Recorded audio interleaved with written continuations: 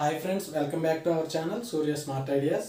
ఈరోజు మనం సిలబస్ షీట్లో మ్యాథమెటిక్స్ గురించి ఒకసారి డిస్కస్ చేసుకున్నాం. మనకి మ్యాథ్స్ నుంచి ఎగ్జామ్లో వెయిటేజ్ 8 మార్క్స్ 16 బిట్స్ ఉంటాయి. అయితే ఇందులో ఆల్రెడీ మనకి 6 టాపిక్స్ ఇచ్చారు. ఈ 6 టాపిక్స్ కూడా అప్ టు 10th క్లాస్ వరకు మనం బుక్స్లో చదువుకోవాల్సింది, అందులో కవర్ అవుతుంది. మీరు బయట నుంచి ఏ మెటీరియల్ చూడాల్సిన అవసరం లేదు. అయితే నేను మీకు ఎక్కడైనా బయట మెటీరియల్ అయినా ఏదైనా కొన్ని మిస్ అవుతాయేమని చెప్పి ఇక్కడ కొన్ని రాశాను. అవి మస్ట్గా బుక్లో రెఫర్ చేసుకోండి. మిగతావన్నీ మీకు మెటీరియల్స్లోనైనా దొరకవచ్చు. కానీ కొన్ని మన బుక్స్లో ఏ లాస్ అంటే కొన్ని సిద్ధాంతాలు చిన్న పాయింట్స్ మన బుక్స్లో మాత్రమే ఉంటాయి. మెటీరియల్ రాసేటప్పుడు ఫ్లోలో రాసుకొని వెళ్ళిపోయారు అనుకోండి, అలాంటి చిన్నవి మిస్ అవుతుంటాయి. అవి ఒకసారి మనం చూసుకుందాము. నెంబర్స్ గురించి అందరికీ మనకు తెలిసిందే. Factorization, squares, cubes, prime numbers, coprime numbers, composite numbers, total అన్నీ ఎల్సిఎం, హెచ్సిఎఫ్ అన్నీ కూడా ఇందులోకి వచ్చేస్తాయి. వాటికి సంబంధించిన థియరమ్స్ ఉన్నాయి కదా, సమృద్ధి ధర్మ, స్థితి అన్ని టోటల్ ఆల్ ఇందులోకి వస్తాయి. తర్వాత మినిమం అన్నిటి నుంచి కూడా 16 కాబట్టి మనకి ఇక్కడ మినిమం ప్రతిదాని నుంచి 3 బిట్స్ మనం ఎక్స్పెక్ట్ చేయొచ్చు. ఎక్కువగా అయితే మాత్రము ఇవ్వండి మనకి వీటి నుంచి పక్కా బిట్ ఏదైనా ఉందంటే simple interest, compound interest. Profit లాస్లో నుంచి మనకి కూడా సేల్స్ ట్యాక్స్ ఇలా కలిపేసి డిస్కౌంట్ కలిపేసి ఇస్తుంటాడు. మనకు కొంచెం కన్ఫ్యూజ్ అవ్వాలి. Direct selling price, buying price ఇచ్చి లాస్ ఎంత, ప్రాఫిట్ ఎంత అడగడం కంటే ఇక్కడ ఆల్రెడీ సేల్స్ ట్యాక్స్, లేకపోతే ఫస్ట్ ఒక ప్రైస్ పెట్టి దాన్ని ఇంత రైజ్ చేసి మళ్ళీ డిస్కౌంట్ ఇచ్చాడు, అయినా వాడికి ఇంత నష్టం వచ్చిందా లాభం వచ్చిందా అలా కూడా అడుగుతుంటారు. ఇక్కడ నుంచి బిట్స్ గ్యారంటీ, ఇక్కడ నుంచి ఈ రెండు దీని నుంచి గ్యారంటీ, దీని నుంచి బిట్ గ్యారంటీ పక్కా. నెంబర్స్ ఇది ఆల్రెడీ చెప్పాను కదా, ఎల్సిఎం, హెచ్సిఎఫ్ ఇవన్నీ ఇది ఉంటుంది. వీళ్ళ నుంచి పలానాది ఇస్తాడని మనము అంత పక్కాగా చెప్పలేం, కానీ ప్రతిదీ కవర్ అవుతుంటుంది. జామెట్రీ వచ్చేసి ఆల్రెడీ జామెట్రీలో మనకు అన్నీ ఆల్రెడీ ఉన్నాయి. రాంబస్, స్క్వేరు, 2D అన్నీ అందులో ఉన్నాయి. 3D గురించి కూడా ఉన్నాయి. ప్రతి మెటీరియల్ ఉంటాయి, మనం బుక్స్లో చదువుకుంటాము. కాకపోతే ఇక్కడ మనకి ఎడ్జెస్, వెట్రిసెస్, ఫేసెస్ గురించి యూలర్స్ రూల్ చెప్పారు అతను. అంటే దానికి ఉంటుంది దానికి ఈ ఫార్ములా ఏదో ఉంటుంది, మీరు ఒకసారి బుక్లో చూసుకోండి. ఈ ఫేసెస్, వెట్రిసెస్, ఎడ్జెస్ వాటికి మధ్య ఉన్న రిలేషన్కి ఒక ఫార్ములా చెప్పారు ఈయన, యూలర్స్ రూల్. ఇది మన బుక్లో ఉంటుంది, ఒకసారి చూసుకోండి. Nets for building 3D shapes. మనకు ఒక 3D షేప్ ఇచ్చి దాన్ని నెట్ ఫార్మ్ రాయమంటారు. ఇప్పుడు మామూలుగా మనకి ఇది క్యూబ్ అనుకోండి. క్యూబ్ మామూలుగా అయితే ఇలా ఉంటుంది, దీనికి నెట్ షేప్ రాయమంటారు. అంటే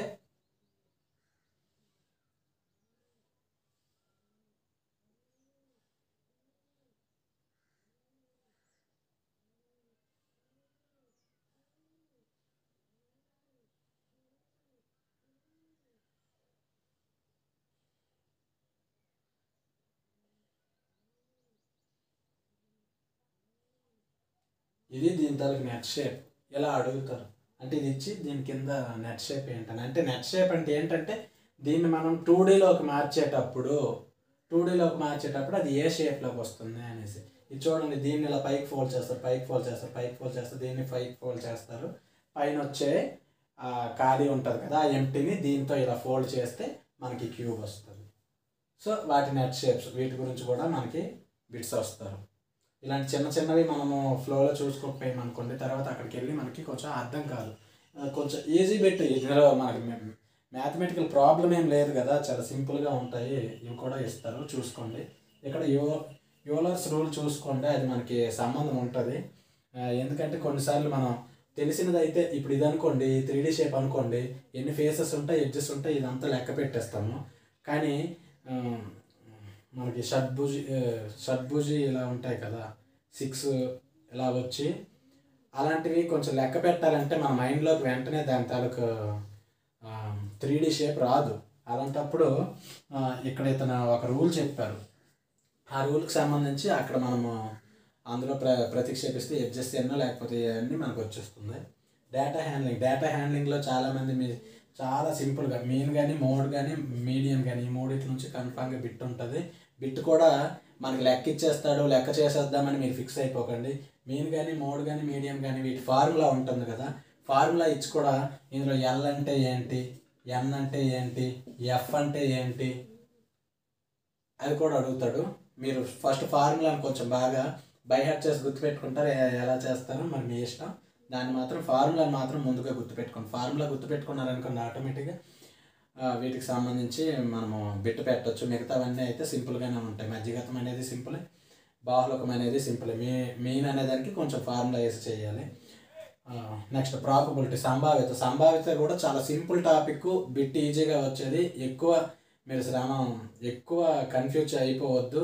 చాలా సింపుల్గా నిదానంగా అక్కడ ఆలోచించి మీరు బిట్ పెట్టగలిగితే దీని నుంచి బిట్ మీరు ఈజీగా పెట్టవచ్చు. అంటే కొన్ని ఎందుకు చెప్తున్నానంటే నాన్ మ్యాథ్స్ వాళ్ళు కొంచెం భయపడుతుంటారు.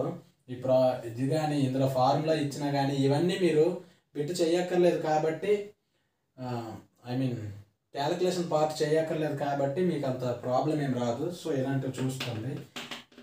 తర్వాత ఇక్కడ పై చార్ట్ ఉంది కదా, పై చార్ట్ కానీ బార్ గ్రాఫ్ కానీ ఏదైనా ఇచ్చి అందులో మనకి పర్సంటేజ్ అడగచ్చు. లేకపోతే ఇప్పుడు ఇక్కడ దీనికి కోణం ఇస్తాడు. ఈ కోణం ఇస్తే దీని తాలూకా వాటా ఎంత అని అడుగుతాడు. అది పర్సంటేజ్లో దీనికి కూడా మనకి ఫార్ములా ఉంటుంది. ఆ ఇచ్చిన కోణం 360 × 100 చేస్తే వస్తుంది దీని పార్ట్ వాల్యూ. ఇప్పుడు ఇది ఎక్కడ అనుకోండి, ఇక్కడ 90 degrees, 90/100 90/360 × 100 4 అంటే ఇది 25% వచ్చింది కదా.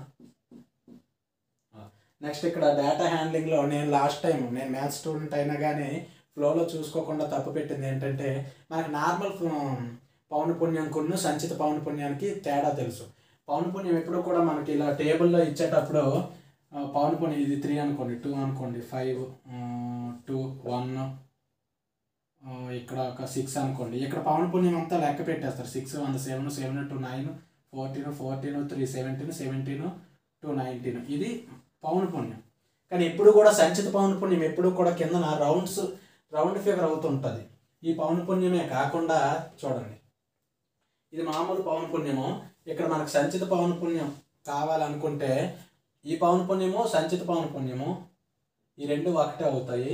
ఇక్కడికి వచ్చేసరికి 2కి 3 యాడ్ అవుతుంది, 5 అవుతుంది, 5కి 5 యాడ్ అవుతుంది, 10 అవుతుంది, 10కి 2 యాడ్ అవుతుంది, 12 అవుతుంది, 12కి 1 యాడ్ అవుతుంది, 13 అవుతుంది, 13కి 6 యాడ్ అవుతుంది, 19 అవుతుంది. ఇక్కడ 19 ఇక్కడ 19 ఈక్వల్ అవుతుంది. మనకి అడిగేటప్పుడు లెక్కలో నాకు ఆ రోజు ఇచ్చింది ఏంటంటే ఈ నార్మల్ పౌనపుణ్యం ఇవ్వలేదు,